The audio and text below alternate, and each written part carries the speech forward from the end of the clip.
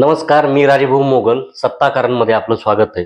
सर्वप्रथम सर्वांना मकर संक्रांतीच्या खूप खूप शुभेच्छा. आपण बोलणार आहोत बीडच्या प्रकरणावर. सरपंच संतोष देशमुख हत्याकांड. म्हणतात ना, संक्रांत येते, अशी ती संक्रांत आज आलेली आहे. म्हणजे काय तर संक्रांतीच्या सणाच्या निमित्ताने म्हणण्यापेक्षा त्या मधल्या काळामध्ये संक्रांत जवळ आलेली आहे आणि काही गोष्टी घडतायत, तर त्या गोष्टीच्या अनुसरून त्या व्यक्तीचं येणारे प्रकरणं असतील किंवा वेगळी घटना घडणारी असेल, त्याला संक्रांतीने म्हणतात. म्हणजे आता शेतात पिकं आहेत, एखादं चक्रीवादळ आलं किंवा एखादा मोठा रोग आला तर म्हणतात की शेतकऱ्यांवरही संक्रांत आली. सरकारमध्ये मोठ्या काहीतरी गडबडी चालू आहेत आणि काहीतरी नेमकं चालू असतानाच संक्रांतीच्या आदल्या दिवशी किंवा संक्रांतीच्या दिवशीच काहीतरी मोठी गडबड होती. कुणीतरी बाहेर पडतं, कुणीतरी सरकारमध्ये सहभागी होतं. ते म्हणतात की त्या पक्षावर संक्रांत आली किंवा सरकारमधून कुणीतरी बाहेर पडलं, काहीतरी सरकारला मोठा धोका निर्माण झालाय, त्यालाही म्हणतात संक्रांत आली. तशीच एक संक्रांत महाराष्ट्रामध्ये जी मागच्या 35 दिवसापासून जो गोंधळ चालू आहे त्या अनुषंगाने आलेली आहे.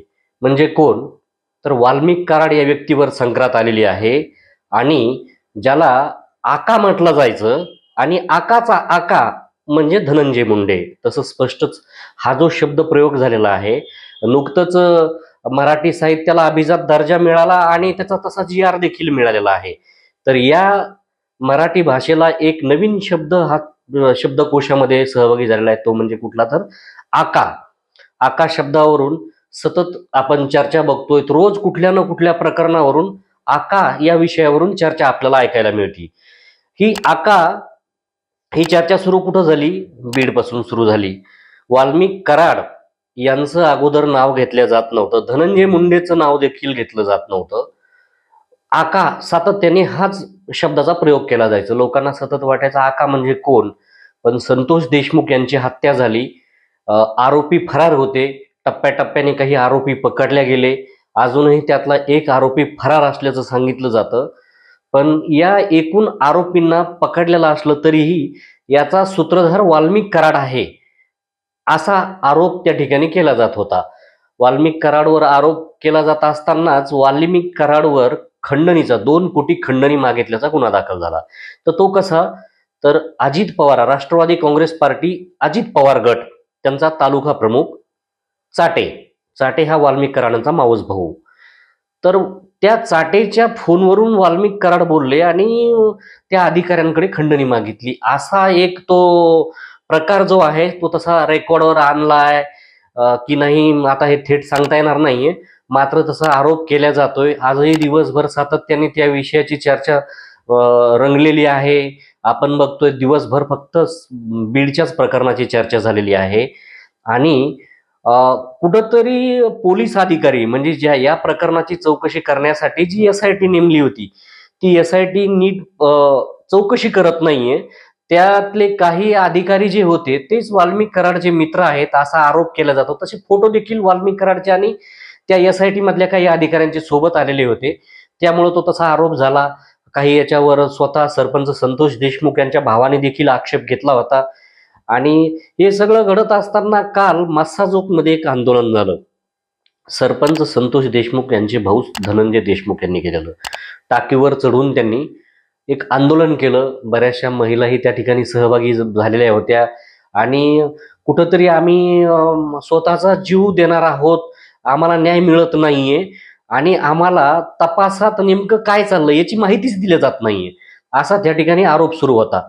हे आंदोलन सुरू झालं, त्या ठिकाणी ते आंदोलक ऐकत नव्हते. स्वतः मनोज जरांगे पाटील जे मराठा आरक्षणासाठी गेल्या 16 महिन्यापासून आंदोलन करतायत, सातत्याने रस्त्यावरचे आंदोलन असतील, उपोषणं असतील किंवा इतर प्रकारचे आंदोलन असतील, ते त्या ठिकाणी पोहोचले. बीडचे आमदार संदीप क्षीरसागर देखील त्या ठिकाणी पोहोचले आणि इतर लोकप्रतिनिधी देखील त्या ठिकाणी पोहोचले. पोलीस अधिकाऱ्यांनी विनंती केली. तर त्या ठिकाणी असं पण झालं की काही पोलीस अधिकारी तर बाबा पहिल्यांदाच मी बघतोय असं देखील त्या ठिकाणी आंदोलकांनी आरोप केला की हे पहिल्यांदाच इथं मला दिसलेत, की इतक्या दिवसात दिसले पण नाही. त्यांनी भीती व्यक्त केली, तपासावर त्यांनी नापसंती व्यक्त केली आणि तपास अधिकारी ही यंत्रणा जी आहे की ती आम्हाला काहीच माहिती देत नाही असा एक आरोप केला आणि मला धमकी देखील दिलेली आहे काही लोकांनी असाही आरोप केला. त्यामुळं मुख्यमंत्री जे गृहमंत्री आहेत तेच मुख्यमंत्री आहेत देवेंद्र फडणवीस यांनी तातडीने जी SIT नियुक्त केलेली होती सुरुवातीची ती सगळी फेरबदल करून टाकला त्यामध्ये आणि नव्याने SIT नियुक्त केली. ही गोष्ट सगळी समजून घेण्यासारखी आहे. हे वातावरण कसं पेटलं, त्या पद्धतीची त्या कसे आरोप होत गेले, याच्यात कोण कोण इन्व्हॉल्व आहे याची चर्चा होत गेली. मात्र SIT वर संशय व्यक्त केल्यानंतर नवीन SIT नियुक्त केली आणि तातडीने मुसक्या आवळण्याचं काम झालेलं आहे. म्हणजे अवघ्या काही तासामध्येच नव्या SIT ने तातडीने आज संक्रांतीच्या दिवशी वाल्मिक कराडचा ताबा घेतलाय. कोर्टात त्यांनी सांगितलं की आम्ही मकोका जो इतर जे आरोपी आहेत खुनाच्या प्रकरणातले त्यांच्यावर जो गुन्हा दाखल झालेला आहे, त्यांना जो ऍक्ट लावण्यात आलेला आहे त्याच ऍक्ट खाली आज वाल्मिक कराडला त्यांनी ताब्यात घेतलं आहे. त्यामुळं आता हे प्रकरण इतकं सोपं वाटत असलं तरी आता ते सोपं राहिलेलं नाहीये. आपण काही न्यूज चॅनलच्या माध्यमातून देखील बघितलंय आणि काही पत्रकारांशी बोलण्याचा देखील आपण प्रयत्न केलेला आहे की वाल्मिक कराडची दुपारपर्यंतची जी बॉडी लँग्वेज होती कोर्टात जाण्यापूर्वी असेल, कोर्टातून नंतर छातीत कळ आली, नंतर जिल्हा शल्य चिकित्सकांकडे कसं नेलं, ECG काढण्यात आली, ECG डॉक्टरांनी सांगितली की ही नॉर्मल नाहीये. मग काय करायचं, तर मग सलाईन लावण्याचा प्रकार असेल, मग ते नॉर्मल करण्यात आलं. मग त्या ठिकाणाहून त्यांना आता बीडच्या कारागृहामध्ये शिफ्ट करण्याची प्रक्रिया सुरू झालेली आहे. शिफ्ट झालेले देखील असतील ते. आता त्यांना उद्या परत पुन्हा कोर्टामध्ये हजर करण्यात येणार आहे याच प्रकरणामध्ये. एकूणच काय बघतोय आपण, जसा मकोका दाखल झाला तसंच परळी बंदची हाक दिली आणि परळी बंद झालेली आहे. आज तसं बघायला लागलं तर मकर संक्रांतीनिमित्त ठिकठिकाणी एक सर्कल असेल, तालुक्याचं ठिकाण असेल, गजबजलेलं असतं. मात्र परळीमध्ये त्या ठिकाणी बंद करण्यात आलं. पुन्हा याच्या पुढचं एक मोठं कारण असं आहे की बीड जिल्ह्यामध्ये जमावबंदी आदेश लागू केलेला आहे. मग जमावबंदी आदेश लागू केलेला असताना देखील परळी पोलीस स्टेशन जे परळी शहर पोलीस स्टेशन तिथं अक्षरशः शेकडो हजारोच्या संख्येने त्या ठिकाणी वाल्मिक कराड समर्थक त्या ठिकाणी जमा झालेले होते आणि त्या ठिकाणी त्यांनी त्यांच्या समर्थनार्थ आंदोलन सुरू केलं होतं. त्या ठिकाणी सुरेश धस, संदीप क्षीरसागर, बजरंग सोनवणे, मनोज जरांगे इतर त्यांचे फोटो त्यांनी उलटे करून त्यांना चपला बुटाचे फटके मारणं असेल, पायाखाली तुडवणे असेल, हे देखील केलं. वाल्मिक कराडांच्या ज्या आई आहेत त्यांनी देखील त्या ठिकाणी आंदोलन केलं. कुठलीही आई असेल, कुठलाही गुन्हेगार असेल तर शेवटी आईचं मन असतं. शेवटी ते आई त्या आपल्या लेकराला त्याच याच्यातून बघत असते की नाही माझा मुलगा निर्दोष आहे, कुठलीही आई. तर त्यामुळे ते साहजिक आहे, आईनं त्या ठिकाणी आंदोलन सुरू केलं आणि मग त्यांनी गोळ्या घेण्याला पण नकार दिला. त्यांना जे काय आहेत BP असेल, शुगर असेल वगैरे, डॉक्टरांनी त्या ठिकाणी सांगितलं की नाही यांचा BP वाढलेला आहे. त्यांना ग्लुकोजचं पाणी देण्याचा प्रयत्न केला, त्यांनी घेतला नाही. पोलीस अधिकाऱ्यांनी देखील त्यांना विनंती केली. वाल्मिक कराडांच्या पत्नी असतील त्या ठिकाणी, त्यांनी विनंती केली किंवा इतरच ज्या महिला त्या ठिकाणी उपस्थित होत्या त्यांनी देखील विनंती केली. मात्र त्यांनी ती घेण्यास नकार दिलेला आहे आणि जोपर्यंत हे गुन्हे माघार घेणार नाही तोपर्यंत आमचं आंदोलन सुरू राहील असं देखील त्यांनी त्या ठिकाणी सांगितलेलं आहे. त्यानंतर वाल्मिक कराडांच्या ज्या पत्नी आहेत त्यांनी मनोज जरांगे पाटील असतील, त्यांनी समाजकंटक असा शब्द वापरलाय मनोज जरांगे पाटलाच्या बाबतीमध्ये. सुरेश धस यांच्यावर देखील त्यांनी आरोप केलेले आहेत की सुरेश धस हे राजकीय द्वेषापोटी माझ्या पतीवर आरोप करत आहेत आणि माझे पती निर्दोष आहेत. तसं बघायला गेलं तर ही भावना पण आपण समजून घेऊ शकतो.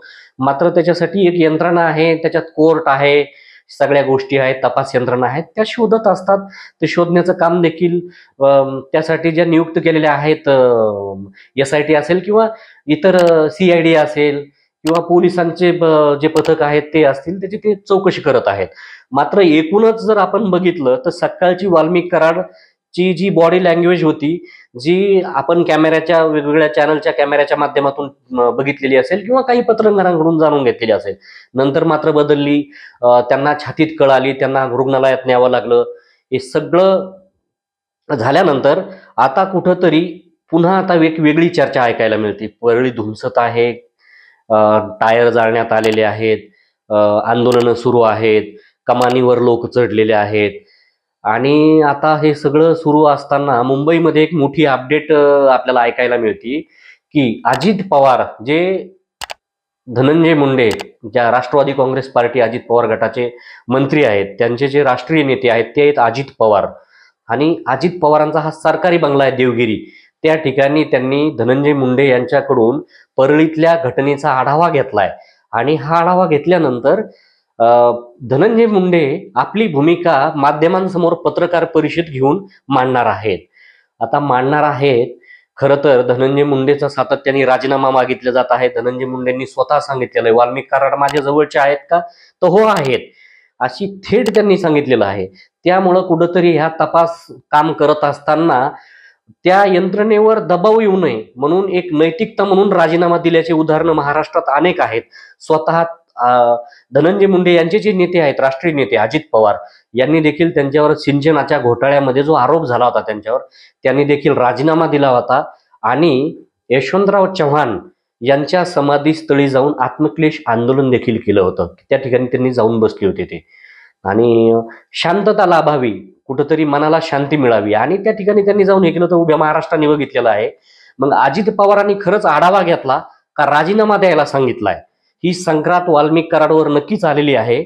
मात्र वाल्मिक कराडांच्या बरोबरच ती धनंजय मुंडेवर देखील, यांच्यावर देखील आलेली आहे का, धनंजय मुंडे यांचा देखील यामध्ये राजीनामा घेतला जाणार आहे का, अशी ही आता चर्चा ऐकायला मिळते सातत्याने. तसं आपल्याला समोर येतंय.